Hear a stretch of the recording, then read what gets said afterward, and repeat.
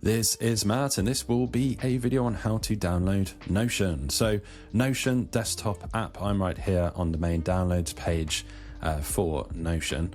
So you can find it at notion.com/desktop. This is the desktop version, not the web version. I just thought I should mention that.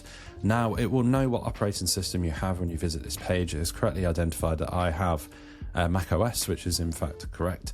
If you want a different version or it doesn't pick up on your operating system for some reason, you can scroll to the bottom and you can see there's a whole bunch of other options here. We've got the Mac OS Universal, we've got the Intel chip version, Apple Silicon, which would apply to me.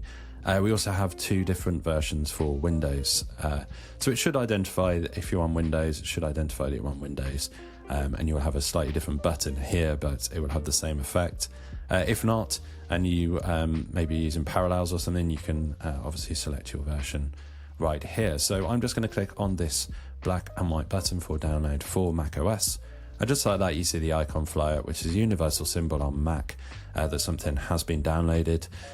So from there, depending on your browser, you will find that in your browser's downloads location. For example, I'm on Google Chrome right here on my Mac, so it goes to the main downloads folder. Your downloads location might be different depending on your browser and your setup.